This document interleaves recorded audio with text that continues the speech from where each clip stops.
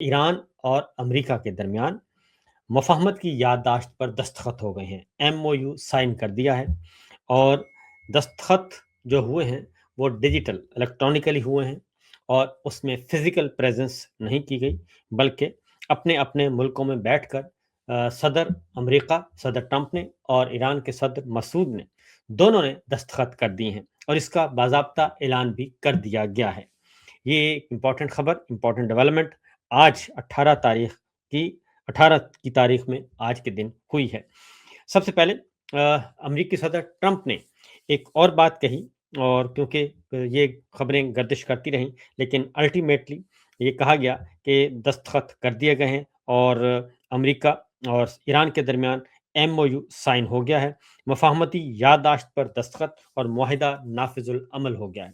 اب یہ M O you ہے، مفاہمت کی یادداشت ہے، اور یہ معاہدہ نہیں ہے، اور اس پر اس کے بعد اب باقاعدہ طور پہ اس ایم او یو کو سامنے رکھ کے مفاہمت کی جو یادداشت ہے اس پہ سامنے رکھ کے جو کامن پوائنٹس جو طے پائے ہیں ان پہ اب گفت و شنید ہوگی، اور باقاعدہ طور پہ مذاکرات ہوں گے، اور یہ اعلان کیا گیا واشنگٹن سے۔ امریکی حکام نے امریکی ویب سائٹ کو بتایا کہ امریکہ اور ایران نے جنگ کے خاتمے اور آبنائے ہرمز کھولنے سے متعلق مفاہمتی یادداشت پر مقررہ وقت سے پہلے ہی دستخط کر دیے ہیں، اور یہ معاہدہ اب نافذ العمل ہو چکا ہے۔ امریکہ اور ایران کے صدور نے مفاہمتی یادداشت پر الیکٹرانک دستخط کیے، اور امریکی ویب سائٹ کی رپورٹ کے مطابق معاہدے پر دستخط پہلے جمعہ کو سوئٹزرلینڈ میں ہونا تھے، کیونکہ تیاریاں کی جا رہی تھیں جنیوا میں کہ سوئٹزرلینڈ میں دستخط کیے جائیں گے، باقاعدہ ایک تقریب ہوگی، لیکن ایک ثالث ملک کے سفارتکار اور ایک دوسرے کے ذریعے نے بدھ کے روز بتایا کہ فریقین کے درمیان اس عمل کو پہلے مکمل کرنے اور جلد عمل درآمد شروع کرنے پر بات چیت جاری تھی، اور امریکی ویب سائٹ کے مطابق سفارتی ذرائع کے مطابق اس پیش رفت کا مقصد آبنائے ہرمز کو جلد کھولنا، کیونکہ دونوں فریق اس معاملے پر پہلے ہی متفق تھے، اور ایک وجہ وائٹ ہاؤس پر معاہدے کے متن کو جاری کرنے کے لیے بڑھتا ہوا سیاسی دباؤ بھی ہو سکتا ہے، اور اسی طریقے سے یہ بھی شرط رکھی تھی کہ معاہدے کے متن باضابطہ دستخط سے پہلے جاری نہیں کیے جائیں گے، اور امریکی انتظامیہ کے ایک سینئر عہدیدار کے مطابق صحافیوں کو معاہدے کی تفصیلات سے آگاہ کیا، جس کے بعد کئی دنوں سے جاری ابہام ختم ہو گیا۔ اب جو دلچسپ بات یہ ہے کہ اس میں ہمارے اسلام آباد کے جو حکمران ہیں وہ تیار بیٹھے تھے، شیروانیاں تیار، بلکہ سوٹ سلوا کے بیٹھے تھے تیار، کہ انہوں نے بھی جنیوا جانا ہے، اور اس تقریب میں ان کا شاندار پرتپاک استقبال کیا جائے گا۔ لیکن اس سے پہلی تو بات یہ ہے کہ یہ دستخط ہو گئے، اور الیکٹرانک دستخط ہو گئے، اور انہوں نے یہ قضیہ ہی ختم کر دیا، اور اس طریقے سے ابھی تک جو ہم دیکھ رہے ہیں، ابھی تک کوئی ایسی ٹویٹ ہمیں نظر نہیں آئی، ایسا کوئی واشنگٹن سے بیان جاری نہیں ہوا کہ اس پہ ہمارے حکمرانوں کا نام لیا جائے کہ جناب ان کی بڑی کاوشیں ہیں، تو اس کا انتظار کیا جا رہا ہے۔ ہو سکتا ہے کہ وہاں پہ اس پہ ڈسکشن ہو رہی ہو یا جشن منایا جا رہا ہو، لیکن دوسری جانب شہباز شریف صاحب نے ٹویٹ کے ذریعے یہ بتایا، انہوں نے بھی ایک ٹویٹ کر دیا کہ جی الیکٹرانک دستخط جو ہے وہ ہو گئے ہیں، اور شہباز شریف صاحب نے بھی اس بات کا اعلان کر دیا، اور انہوں نے امریکہ ایران فوری طور پر نافذ العمل ہو چکا ہے معاہدہ جو ہے اب آبنائے ہرمز کو فوری طور پر دوبارہ کھولنے کے لیے، جبکہ امریکہ بحری ناکہ بندی ختم کرنے کا فیصلہ کیا ہے۔ اب اس میں ایک اور چیز تھی جو کہ ابھی کنفیوژن پائی جاتی ہے، ایک تو یہ کہ اس کے بعد ایران کے ترجمان کی طرف سے، ایرانی وزارت خارجہ کے ترجمان نے کہا کہ میزائل پروگرام پر مذاکرات نہیں کیے جا سکتے، ایرانی جوہری مواد ملک سے باہر نہیں بھیجا جائے گا، تو لہٰذا یہ جو ہے ایران کی شرائط جو ہیں وہ زیادہ مانی گئی ہیں، اور ایران کا اپر ہینڈ رہا، اور انہوں نے واضح طور پر کہہ دیا کہ یہ کسی بھی صورت میں جو ایم او یو سائن ہوا ہے اس کے مطابق میزائل پروگرام پر مذاکرات نہیں ہو سکتے، یعنی کہ میزائل پروگرام جاری و ساری رہے گا، ایرانی جو جوہری مواد تھا، جو انرچ یورینیم تھا، اس کو باہر منتقل کرنے کی بات وہ بھی کینسل ہو گئی ہے۔ ایک اور بات بھی ہے جی، کہ اس سے پہلے یہ جو معاہدہ ایم او یو کا جو ڈرافٹ تھا وہ صدر ٹرمپ نے بتایا کہ ہم نے اس کو اسرائیل کے ساتھ بھی شیئر کیا ہے، اور اس کا ایران کی ایک اور شرط بھی مانی گئی، اور وہ یہ کہ حزب اللہ جو کہ کہا جاتا تھا کہ یہ پراکسی ہے ایران کی اور اس کو ڈسارم کیا جائے، غیر مسلح کیا جائے اور ایران اس کی سپورٹ بند کر دے، تو یہ شرط نہیں مانی گئی، بلکہ صدر ٹرمپ نے یہ کہا ہے کہ اسرائیل کو اب اپنی پالیسی ریویو کرنی پڑے گی اور اگر صحرا میں اگر کوئی دو چار ڈرونز گرتے ہیں تو اسرائیل کو ہرگز یہ حق نہیں پہنچتا کہ اس کا جواب وہ شہروں پر جو ہے وہ حملے کر کے دے۔ تو اس لیے یہ بھی ہے کہ اب اندھا دھند جو ہے حملے، وہ بھی انہوں نے کہا کہ نہیں ہونے چاہیے۔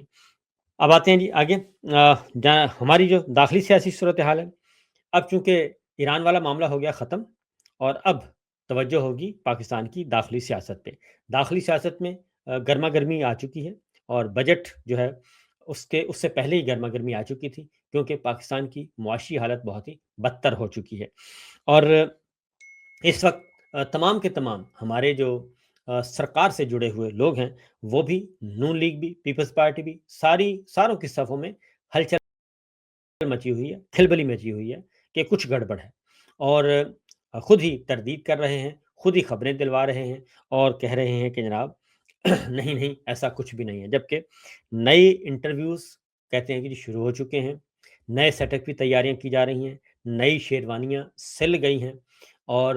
لوگ جو ہیں وہ بیٹھے ہیں تیار، کیونکہ مختلف کانسیپٹس، مختلف کانسپریسی تھیوری جو ہیں وہ اس وقت زیر گردش ہے۔ نمبر ون یہ کہ یہ تو اس بات پہ تو سارے متفق ہیں اور تمام کے تمام دانشوران اس بات پہ متفق نظر آتے ہیں کہ حکومت کا چل چلاؤ ہے، خاص طور پہ نون لیگ کی حکومت پنجاب اور مرکز میں چچا اور بھتیجی اس وقت خطرے میں ہیں اور چچا اور بھتیجی سے پہلے کچھ اور قربانیاں دینے کی کوشش کی جا رہی ہے کہ چلیں چچا اور بھتیجی کو براہ راست فارغ نہ کریں، پہلے کابینہ میں تبدیلیاں کر دی جائیں، کچھ وزیر تبدیل کر دی جائیں، نالائق وزیروں کو ہٹا دیا جائے، آگے پیچھے کر دیا جائے اور جن کی وجہ سے معیشت خراب ہوئی ہے ان کو مورد الزام ٹھہرا دیا جائے، تو بات اس طرح بنے گی نہیں۔ جب یہ وزیر خزانہ کو ہٹائیں گے تو اورنگزیب صاحب جو ہیں وہ بھی میدان میں آ جائیں گے، وہ بھی اپنا منہ کھولیں گے، بالکل اسی طریقے سے جیسے مفتاح اسماعیل صاحب کو جب ہٹایا گیا اور اسحاق ڈار صاحب کو لگایا گیا، تو مفتاح اسماعیل صاحب آج تک ان کے کچے چھٹے کھول رہے ہیں اور بتا رہے ہیں کہ مجھے کیوں ہٹایا تھا اور بتا رہے ہیں کہ اسحاق ڈار صاحب کو کیوں لایا گیا تھا اور اس کے بعد جو معیشت کا ستیہ ناش ہوا وہ بھی بتا رہے ہیں۔ اب یہ چاہتے ہیں کہ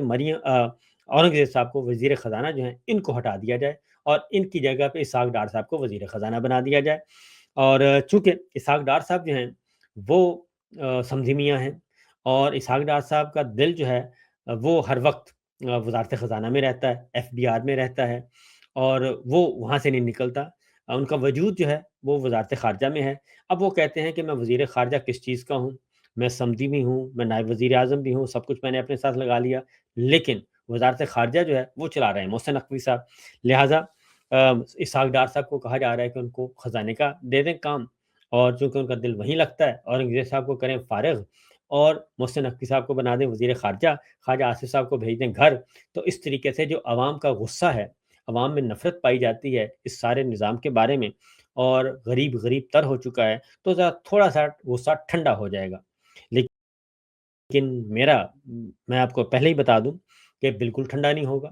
آپ ایک نہیں پوری کابینہ تبدیل کر دیں کوئی فرق نہیں پڑے گا، کیونکہ پاکستان کے عوام کے ساتھ جو کچھ ہو چکا ہے وہ یہ چھوٹی موٹی قربانیوں سے یا چند وزیروں کے چہرے تبدیل کرنے سے اور چند وزیروں کو آگے پیچھے کرنے سے معاملات نہیں سیٹ ہوں گے جب تک کہ یہ پورے کا پورا سیٹ اپ نہ آگے پیچھے کر دیا جائے۔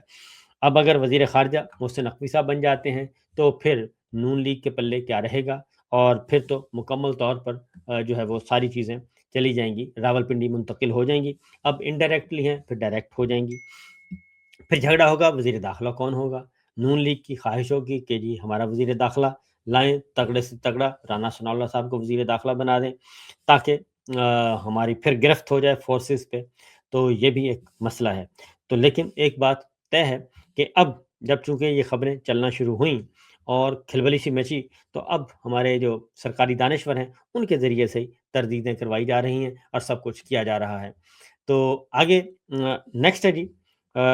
کہ ایک اور دوسرا آئیڈیا ہے، وہ دوسرا آئیڈیا یہ ہے، لیکن یہ ساری باتیں اس وقت ڈسکس ہوتی، میں آپ کو بتا دوں کہ یہ جب خبریں آنا شروع ہوئیں اور تحریریں آنا شروع ہوئیں، کالم لکھنے شروع کیے، تو اس کا مطلب ہے کہ پہلے فیصلہ ہو چکا ہے، جی ایچ کیو میں یہ فیصلہ ہو چکا ہے کہ یہ سسٹم ناکام ہو چکا ہے، یہ حکمران ناکام ہو چکے ہیں، لہٰذا ان کو بھیجیں گھر اور نیا سیٹ اپ لے کے آئیں، اور نئے سیٹ اپ کے لیے مختلف آپشنز جو ہیں وہ زیر بحث ہیں۔ نمبر ایک تو میں نے بتا دیا کہ کابینہ میں ہلکی پھلکی ریشفل کر دیا جائے۔ دوسرا ہے کہ بالکل ہی ان سب کو گھر بھیجا جائے، اور گھر بھیج کے، اور دوسرا ہے جی کہ نون لیگ کو فارغ کر دیا جائے، پیپلز پارٹی کو موقع دیا جائے، بلاول صاحب کو کچھ عرصے کے لیے، انٹرم پیریڈ کے لیے 4 مہینے، 6 مہینے، 8 مہینے موقع دیا جائے، اور اس دوران پھر نیا سیٹ اپ جو ہے وہ فائنل کیا جائے۔ ایک دفعہ نون لیگ کو سائڈ سے ہٹا دیں، تاکہ نون لیگ کو بھی موقع مل جائے اپوزیشن کرنے کا، اور وہ بھی ذرا شور شرابہ کرے، گل گباڑا کرے، اور بتائے کہ جناب ہمیں تو کام ہی نہیں کرنے دیا گیا، یہ تو فیلڈ مارشل تھے، سب کچھ کر رہے تھے، تاکہ اگلے الیکشن سے پہلے کوئی تھوڑا بہت مومنٹم بن سکے اور ان کو کوئی ایج حاصل ہو سکے۔ تو یہ بھی ایک ہے، پیچھے ایک اسٹریٹجی ہے۔ اس کے بعد ہے جی جبکہ دوسری جانب ایک اور ہے کہ پیپلز پارٹی کو لایا جائے، جیسا کہ گلگت بلتستان میں یہ تجربہ کر رہے ہیں، پھر آزاد کشمیر میں، اور اس کے بعد سینٹر میں بھی لے آئیں، تو اس سے جو چچا بھتیجی ہیں وہ بہت زیادہ ناراض ہو جائیں گے، بہت زیادہ آ جائیں گے غصے میں، اور ان کو بھی راضی رکھنا ہے۔ تو ابھی تک ہماری اسٹیبلشمنٹ جو ہے وہ درمیان میں پھنسی ہوئی ہے کہ کیا کریں، اور نہ یہ ہڈی جو ہے وہ نگلی جا رہی ہے، نہ اگلی جا رہی ہے، گلے میں پھنسی ہوئی ہے۔ تو دیکھتے ہیں کہ کچھ دن اور انتظار کریں، سچویشن کلیئر ہو جائے گی، کیونکہ فی الحال تو یہ ہلکی پھلکی موسیقی ابھی کام شروع ہوا ہے۔ ابھی وہ کیا کہنا چاہیے کہ چھوٹی ڈھول کی بجائی جا رہی ہے، بڑا ڈھول ابھی بجنا ہے، اور جب بڑا ڈھول بجے گا تو پھر بہت بہت بڑے بڑوں کی بجے گی، تو تب پتہ چلے گا کہ مارکیٹ میں کون سیاست کی اسٹاک ایکسچینج میں کس کے شیئرز اوپر جا رہے ہیں اور کسے نیچے جا رہے ہیں۔ فی الحال نون لیگ کے جو شیئرز ہیں وہ مسلسل گر رہے ہیں، اور نون لیگ کا چل چلاؤ سارے کہہ رہے ہیں۔ تو یہ ہے صورتحال جناب، یہ ہے سچویشن۔ تو دیکھیے آگے آگے ہوتا ہے کیا، کہ ایران، امریکہ، یہ سارا چیپٹر کلوز ہو چکا، سالسی والسی کی دکان بند ہو چکی، اب ساری کی ساری توجہ جو ہے وہ پاکستان کی داخلی سیاست پہ ہوگی، اور جو سب سے امپورٹنٹ پلیئر ہیں وہ ہیں عمران خان صاحب۔ عمران خان صاحب کو اگنور نہیں کیا جا سکتا کسی بھی صورت میں، اور آج سپریم کورٹ آف پاکستان میں سب سے امپورٹنٹ آج پھر کیس لگا ہوا ہے۔ سپریم کورٹ کا ڈویژن بینچ جو ہے وہ ہیئرنگ کرے گا۔ عمران خان صاحب کی بہن ڈاکٹر عظما نے اپلیکیشن فائل کی ہوئی ہے، پیٹیشن فائل کی ہوئی ہے، اور اس میں انہوں نے یہ استدعا کی ہے سپریم کورٹ آف پاکستان سے کہ عمران خان صاحب کو فل فار شفا انٹرنیشنل ہاسپٹل منتقل کیا جائے، اور ان کی آنکھ جو ہے سرکاری ذرائع کے مطابق ان کی آنکھ جو ہے وہ 80%، 85% ضائع ہو چکی ہے، یعنی کہ ایک آنکھ کی بینائی ختم ہو چکی ہے، ان کا ٹریٹمنٹ نہیں ہو رہا، لہٰذا حکم دیں سپریم کورٹ کہ ان کو شفا انٹرنیشنل منتقل کریں، اور وہاں پہ مستند ڈاکٹر جس پر فیملی کا اعتبار ہے وہ علاج کریں، اور عمران خان صاحب کا علاج معالجہ شروع ہو۔